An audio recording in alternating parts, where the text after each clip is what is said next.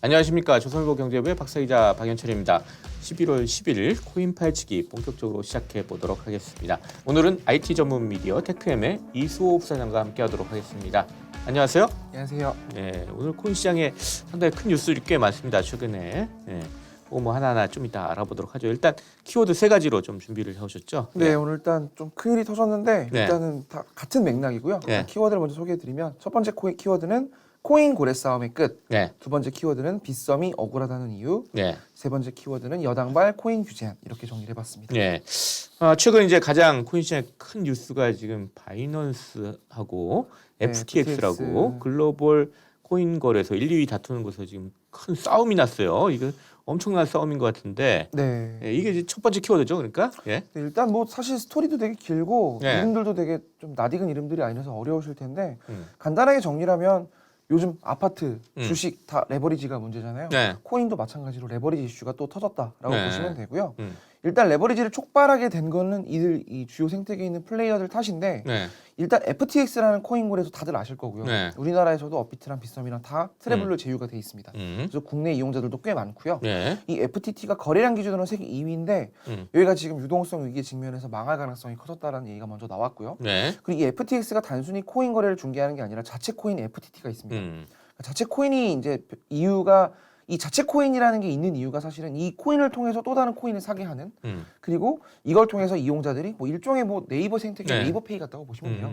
우리나라에서는 일단 안 돼요. 지금 정부가 하지 말라고 해서 못 하고 있는데 바이낸스도 BNB라는 자체 코인이 있고 네. FTX도 FTT라는 자체 코인이 있는데 문제는 FTX가 이 FTT라는 코인을 직접 코인 발행사에 투자를 한다든지 또는 여러 디파이 서비스에 활용을 하고 이걸 또 담보물로 맡기거나 담보물로 쓰거나 다양한 투자 활동에 활용을 했습니다. 네. 레버리지에 자신들의 코인을 활용했다라는 거고요. 뭐 달러나 법정화폐가 아닌데 자기들 코인이 사실상 자기들이 찍어내는 건데 법정화폐처럼 여기저기 투자하면서 사용을 하다가 네. 사실은 일단 그 바이낸스랑 FTX랑 둘이 경쟁사기 때문에 서로 관계가 썩 좋다고 보기는 어렵겠죠. 그렇죠. 아무래도. 그리고 네. 이제 조세 피처에 본사를 두고 있고 미국이나 주요 선진국가에 법인을 두지 않고 있는 바이낸스와 달리 FTX는 미국에 법인이 있습니다. 네. 그리고 미국인이고요. 만든 네, 이름이 아주 샘 유명하신 분이죠. 뱅크먼 프리드. 네, 이분은 사실 부모님도 하버드 법대를 졸업한 법조인이고 미국에서 사실 주류 환경에서 자란 레거시 쪽 산업에서 오랫동안 활동을 했던 뭐 나이는 젊지만 근데 이분이 어찌됐든 바이낸스와 경쟁을 펼치는 와중에 생태계를 늘리려고 자체 코인으로 투자를 많이 했어요. 네. 일단 직접적으로 자신의 회사라고 인정을 하진 않았으나 자신이 창업을 한 알라메다라는 별도의 투자 법인 리서치 네. 회사가 있고요. 예. 그러니까 FTX랑 알라메다란 이 두 회사가 하나는 거래소고 하나는 투자사 겸 리서치 회사인데 네. 둘 다 FTT를 갖고 있고 음. 일단 이 투자 회사인 알라메다가 FTT로 투자를 많이 했고요. 음. 국내 포트폴리오에도 투자를 많이 한 것으로 알려져 있고 네. 일단 카카오의 클레이튼도 일부 투자를 한 것으로 알려져 있습니다. 크지는 않아 보이는데 물론 네, 바이낸스도 자체 코인 BNB가 있어요. 네. 하지만 다른 거는 바이낸스는 생태계를 늘리는 데 있어서 이 BNB를 기반으로 일단 뭐 담보로 활용한다든지 레버리지로 썼다라는 내용은 일단 뭐 크게 뉴스가 되지 않고 있고 창펑자오도 직접 나는 BNB로 레버리지를 쓰지 않았다라는 얘기를 여러 차례 했고요. 자오창펑 이분은 이제 바이낸스 네, 오늘 CEO죠. 맞습니다. 네.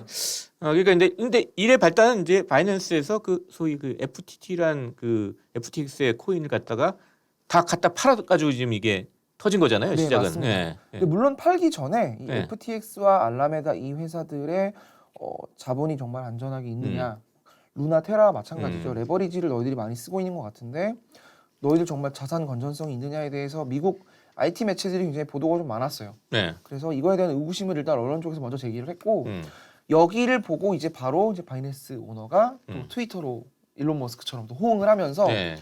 그러면 우리는 FTT를 팔겠다. 워낙 또 FTT도 투자사이기도 합니다. 경쟁사인데 되게 재밌는 건데 바이낸스가 일단은 굉장히 많은 FTT를 매도하기 시작을 하면서 바이낸스 측에 있는 이쪽 생태계에 있는 소위 이제 바이낸스 편이라고 하는 분들도 네. 같이 팔고? 내다파기 시작합니다. 네. 그럼 그러니까 FTT 가격은 급락하고. FTX 쪽에서는 내다 팔아라. 음. 우리가 비싼 금액에 다시 되사주겠다라고 또 나름 자신감을 피력을 합니다. 음. 하지만 결과적으로 24시간도 가지 못했던 거죠. 네. 자신들이 개당 22달러에 사겠다고 얘기를 했는데 22달러는 진즉이 무너졌고요. 그리고 이거에 대해서 자신이 약속을 지켜야 되니까 이 FTT를 사기 위해서 또 돈이 필요하겠죠. 그러니까 자기들이 갖고 있는 자산을 또 팝니다. 뭐 다른 코인도 또 막 팔 거 아닙니까? 맞습니다. 예. 그러다 보니까 코인 시장 전반에 불확실성이 커졌고 가뜩이나 복잡한 파생 시장이 일제히 붕괴되기 시작을 했고요. 결과적으로 가장 윗단에 있는 이더리움과 비트코인도 덩달아 급락을 해서 네. 지금 비트코인은 지금 제가 방금 전에 아침에 봤을 때는 한화로 2,200만 원 정도인데요. 사실 불과 며칠 전까지 3,000만 원까지 갔었는데 네. 대장주인 비트코인이 20-30% 가량 가격이 빠지다 보니까 1,300조 원에 달했던 코인 시장이 일순간 한 20에서 30% 정도 빠진 것으로 보여지고 특히 FTX가 투자한 코인들의 피해가 심각합니다. 대표적인 프로젝트로 이제 국내에도 여러 사업을 하고 있는 솔라나가 대표적인 사례인데요. 네. 3일 새에 지금 반토막이 났습니다. 지금 보니까 오늘 아침 기준으로는 한 70%까지 빠졌더라고요.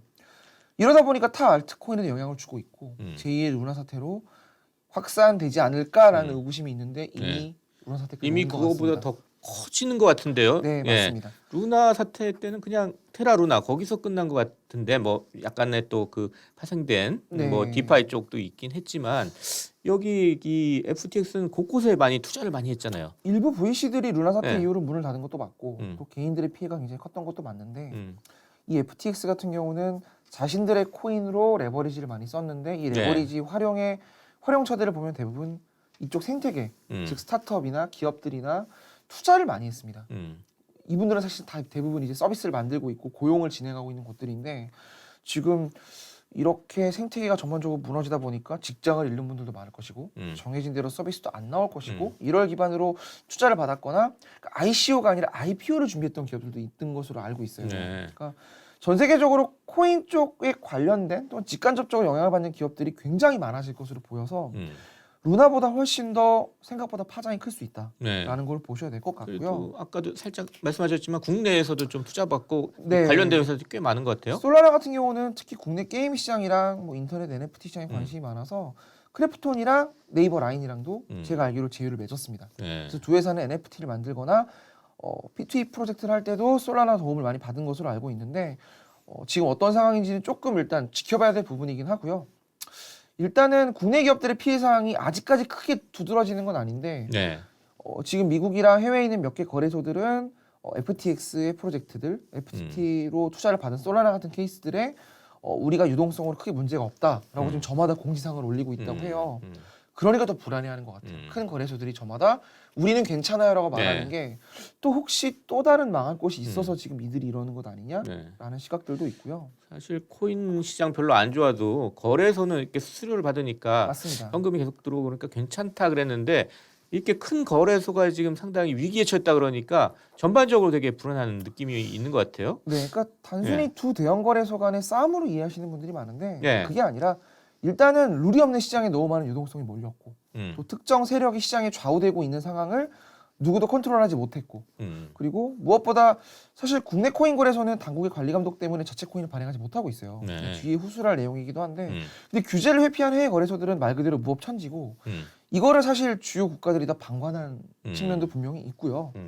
일단 세계에서 가장 큰 코인 거래소들이 지금 막 흔들리고 있고 시장 전반이 흔들리고 있기 때문에 자성의 목소리도 나오고 있고 네. 또 한편으로는 이를 계기로 미국이랑 주요 국가의 규제가 이제 심화될 것이라는 얘기가 있습니다. 지금 주요 매체들에서는 미국 SEC가 본격적으로 이 시장에 대해서 어떤 일이 벌어지고 있는지 지금 조사를 하겠다라는 내용도 있고요.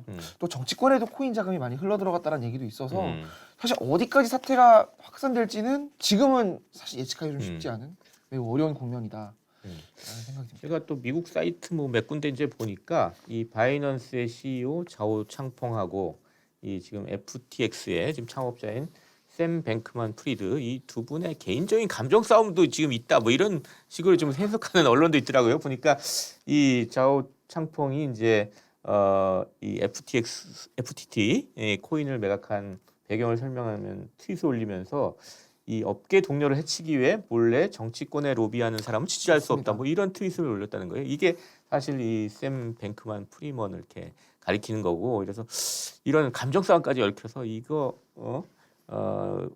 뭐 이런 흥미로운 그런 뒷얘기까지 지금 계속 보도가 나오고 있습니다. 네. 네. 아무래도 경쟁사들이 규제 가이드라인 전에 주도권을 잡아야 되니까 어느 한쪽이 일종의 폴리바게닝을 한 게 아니냐라는 의심도 있었고요. 실제로 뭐 창펑자고 본인이 직접 트위터에 이제 말씀하신 그런 네. 내용들을 적은 걸 보면은 분명히 뒤에 월가와 미국 규제 당국이 이 이슈에 같이 지금 들어와 있는 것으로 보여지고 네. 근데 아마 이 사태가 이렇게까지 확산될 거라고는 예상을 못했던 것 네. 같아요. 그러니까 네. 파생이 꼬리를 물 형태고 도미노처럼 지금 막 무너지고 있는 이 상황을 아마 두 코인 거래소 대표들도 이 정도까지는 예측하지 못하지 않았을까 이런 생각도 좀 들어요. 그래서 코인 고래 싸움의 끝은 어디까지 할 것이냐 이게 이제 첫 번째 키워드였습니다. 두 번째는 빗썸 얘기 준비해 오셨어요? 네, 사실 이거 다른 얘기는 아니고 연결되는 주제인데요. 예. 빗썸이 억울하다는 이유라는 제목인데 네. 이 보시면 무슨 얘기인가 싶으실 텐데 사실 이제 그저께 우리나라 주요 방송사 중 한 곳에서 그 고발 전문 다큐멘터리 채널에서 이 이슈를 다뤘어요. 그리고 이제 최근에 국정감사가 있었잖아요. 국정감사 때 사실 빗썸이 굉장히 홍역을 치렀는데 네. 그 배우 박민영 씨 전 남자친구라고 하는 강종현 씨랑 이분들의 가족들이 이제 빗썸 관계사 지분을 갖고 있고 그래서 이분이 빗썸 회장이라고 불리고 도대체 구조가 어떻게 된 거냐라는 얘기가 정치권에서도 화제가 됐고 뭐 여러 가지 의혹들이 지금 나오니까 이제 그런 얘기들도 나오겠죠. 네, 그리고 이제 한글과 컴퓨터 우리나라 1세대 소프트웨어 기업들이고 공무원들도 다 쓰는 이 한컴의 코인 이른바 한컴 코인이라 불리는 아로하나 코인의 상장 이슈까지 지금 빗썸을 압박하고 있는데 네. 이게 되게 재밌는 게 미국에서는 경쟁사들이 서로를 죽이려고 하는데 우리나라에서는 경쟁사들이 서로 지켜주려고 합니다. 그러니까 지금 빗썸에 대한 일방적인 여론 공격이 억울하다는 입장을 지금 국내 경쟁 코인 업계에서도 얘기가 나오고 있어서 되게 재밌더라고요. 저도 이거 좀 들여다봤는데 네. 일단은 방송사의 고발 프로그램의 내용이 사실 새로운 내용은 없었습니다. 그러니까 빗썸의 오너인, 빗썸의 창업주인 이정훈 씨가 계속 베일 속에 가려져 있고 네. 그분이 혹시 상장피를 받은 거 아니냐 그리고 그분에 대해서 도대체 빗썸의 경영은 어떻게 이루어지고 있느냐 이런 내용이 주를 이뤘는데 일단 빗썸은 계속 억울하다는 내용인 게 일단 무조건 매도하는 의견이 주를 이루고 있고 일각에서는 사실 빗썸이 가담한 건 아니더라도 특정 코인의 상장일을 알려줬기 때문에 외부 시세 조작 세력이 개입한 게 아니냐 그걸 빗썸이 방치한 것 아니냐 이런 얘기가 이제 국감에서도 계속 나오고 있는 중인데 네. 사실 지금 조사를 받고 수사가 이미 이루어지고 있어요. 그리고 현 빗썸 경영진이 여전히 자리를 지키고 이거 지금 계속 수사당국이랑 조율하고 있는 것으로 알고 있는데 빗썸은 이거에 대해서 오해를 풀겠다는 입장이고 애매한 지분관계 때문에 소유자 이슈가 계속 나오는 거는 맞습니다. 아, 그거 자체는 인정을 하는데. 네, 인정을 하는데 특혜 내지는 졸속 상장은 없었고 이건 이미 수사당국에도 여러 번 얘기를 해서 조율이 된 부분이다. 그리고 당국 조사가 지금 이루어지고 있는 상황에서 빗썸 감사실이 최근에 임직원을 사칭한 그 의심자랑 이 사기 관련 신고 이메일을 잡아가지고 그 안에서 임원이라고 밝히긴 좀 어려운데 사실상 뭐 상장에 있어서 영향력을 행사한 이 인물을 찾았나 봐요. 그리고 이 인물에 대한 소송도 진행하고 있고 그러니까 모든 방법을 총동원해서 억울함을 벗겠다는 입장인데 매스미디어와 시장 전반에선 계속 빗썸은 악의 축이다. 빗썸은 없어져야 되는 회사다. 이렇게 얘기를 하니까 다른 코인 거래소들이 굉장히 좀 떨고 있는 것 같아요. 그러니까 그 이유가 사실은 경영진 자체는 좀 억울할 수도 있겠네요. 네, 그러니까. 그래서 얼굴을 직접 다 오픈을 하시고 국감장에서도 나오셨잖아요. 그러니까 당국에서도 사실 일정 부분 이거에 대한 오해가 풀린 것으로 알고 있어요. 그런데도 언론이랑 외부에서는 계속 죽어라 나쁘다 이렇게 얘기를 하니까 사실 빗썸 안에는 700만 명에 달하는 국내 투자자가 있고요. 또 한편으로는 주식시장에서도 횡령이나 악재 뉴스가 계속 쏟아지는데 한국 거래소를 탓하진 않는다라는 뭐 그런 게 지금 국내 거래소들의 주장이고 뭐 일부 투자자들은 주식 투자자들은 거래소를 탓하기도 해요. 그쵸? 물론 네, 그렇기도 하는데 거래소들을 무조건 죽여야 된다라는 거에 대해서 지금 굉장히 불편한 시각들을 뭐 그건 아니다 이제 갖고 그렇게 있고 이제 주장을 하는 거죠 빗썸 쪽에서 그런 내용이 힘을 받지 않았어요 그동안. 뭐 빗썸이나 두나무나 코인원 이런 얘기를 할 때 너희들 돈 많이 받으니까 뭐 말도 안 되는 소리 하고 있어 이런 여론이 많았는데 하필 최근에 바이낸스랑 FTX 이슈가 터졌잖아요. 사실은 이 두 회사들이 지금 이런 일을 벌이는 와중에 국내 투자자들은 보호는커녕 말도 할 수 없습니다. 지금 FTX 같은 경우는 입출금이 막힌 걸로 알고 있는데 코인 거래소에 돈이 묶여도 투자자들이 할 수 있는 게 아무것도 없습니다. 그렇죠. 이게 외국에 있기 때문에 우리 네, 국내 투자자는 맞습니다. 지금 어떻게 할 수가 없죠. 근데 지금. 국내 코인 거래소들은 금융위가 다 컨트롤하고 있고 그렇게 되면 난리가 나겠죠 지금. 2차 허들이 있어서 보통 이런 일이 터지면 은행들 찾아갑니다. 그 은행들이 또 해결해 줘야 되는 의무가 있고요. 그러니까 그래서 국내 코인 거래소들이 억울한 것 같아요. 특히 이들은 자체 코인을 발행할 수도 없는 상황이어서 해외 비즈니스를 할 수도 없었고 또 해외 코인 거래소들이 국내에 들어오는 거를 막을 방법도 없었고 그래서 할 수 있는 굉장히 제한적인 상황에서 국내 코인 자금이 해외로 빠져나가지 않도록 나름 지키는 역할도 같이 하고 있는데 너무 시장에 룰이 없는 상황에서 우리를 마녀 사냥하는 거 아니냐. 그래서 좀 업계에서 나오는 말이 빗썸이 무너지면 다 같이 무너질 것이다. 우리 국내 코인 거래소들이 다 무너지고 결국은 여의도에 있는 증권사들이 무혈 입성하는 거 아니냐. 이렇게 해서 위기감이 좀 고조되고 있다고 하고요. 그러니까 네. 근데 결국은 빗썸이 스스로 이를 키우는 측면이 있습니다. 일단 주주들이 지분 이슈를 풀지 못하고 있고 네. 또 시장의 투명한 룰이 건 투명하게 해줘야죠, 사실은. 맞습니다. 네. 그거에 대해서 그만한 매출이 나오고 음. 그만한 거래액이 나오는데 주인이 누구인지를 알 수 없는 상황을 계속 오랫동안 끌어왔다라는 거는 사실 빗썸 경영진 측면에서도 네. 억울하지만 스스로 풀어야 되는 일이고요. 네. 또 하나는 시장에 룰이 없는 상황이 지금 굉장히 길어지고 있습니다. 그래서 아마 이번 바이낸스 FTX 이슈도 마찬가지로 미국이 이를 키웠다라고 보는 게 맞는 것 같고요. 그래서 거래소에 대한 일방적인 매도보다 오히려 정부와 정치권이 빠르게 룰을 만들고 네. 또 그 전까지 어느 정도 시장이 돌아갈 수 있는 최소한의 자유 규제가 자리 잡을 수 있도록 그런 쪽으로 좀 여론이 포커스를 맞춰줬으면 좋겠다. 네. 이런 게 또 업계의 반응이고요. 그러니까 사실은 또 올 초 이후에 문제가 됐던 테라 루나 이슈도 그 업비트랑 빗썸 등 국내 주요 거래소 모두 상장을 했어요. 네. 또 그래서 거래 서비스가 운영이 됐고, 근데 테라 프로젝트가 무너졌는데 또 비난의 화살은 거래소를 향했습니다. 또 정치권도 여론의 눈치를 봐야 되니 일단 국감장에서 거래소 대표들 불러서 네. 혼을 내는 쪽으로 일단은 마무리가 됐는데 아마 최소한의 가이드라인이 있었다면 또는 거래소가 어떻게 대응해야 된다라는 일종의 지침이 있었다면 루나의 이슈도 분명히 어느 정도의 피해 확산을 막을 수 있었을 텐데 사실 정부가 되게 방관한 측면이 있습니다. 네. 그래서 또 앞으로는 이 부분을 좀 정치권이 네. 더 이번 바이낸스 FTX 이슈를 통해서 또 한 번 또 각성을 해야 된다라는 생각이 들고요. 네. 한 가지 더 말씀드리고 싶은 게 지금 빗썸이랑 업비트 코인 상장 이슈가 좀 다시 또 불거지고 있어요. 또 이 한컴 코인 때문에 더 그런 측면이 있는데 일각에서는 그 상장위원회 구성원 공개를 해야 된다는 얘기가 있대요. 그러니까 네. 도대체 누가 상장을 결정하고 어떤 사람이 상장에 관여하는지를 공개를 하자라는 건데 업계에서는 꼭 이런 얘기를 해줬으면 한다고 하더라고요. 아마 구성원을 공개하면 로비가 이어질 것이고 그 구성원 상장을 담당하는 구성원들이 굉장히 어렵다. 네.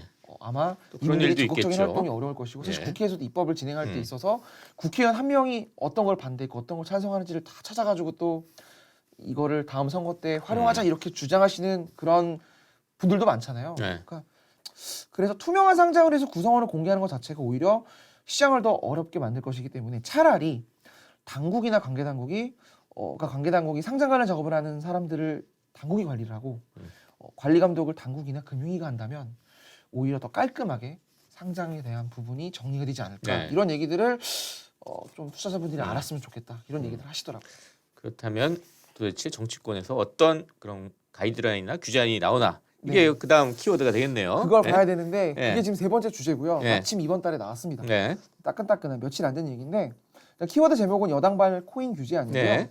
일단 여당인 국민의힘이 이제 드디어 코인 스터디를 마무리 단계에 접어들었다고 해요. 네. 그래서 당 차원에서 국회 입법안을 발의를 했고요. 그러니까 분명 과거 문재인 정부 시절이랑 코인을 완전히 부정했던 거랑은 여당 안에서도 분위기가 확실히 다릅니다. 네. 그 부분은 맞고 일단 대표 발의자가 윤창현 의원인데 네. 이분이 여권의 대표적인 디지털 경제통이라고 해요. 국민의힘 의원이죠. 네. 예. 이분이 일단 내놓은 그 법안을 보면은 일단 이용자 자산 보호랑 불공정 거래 금지가 핵심이고 다만 자율 규제로 하되 이용자 보호 조치에 대해서는 확실하게 하자.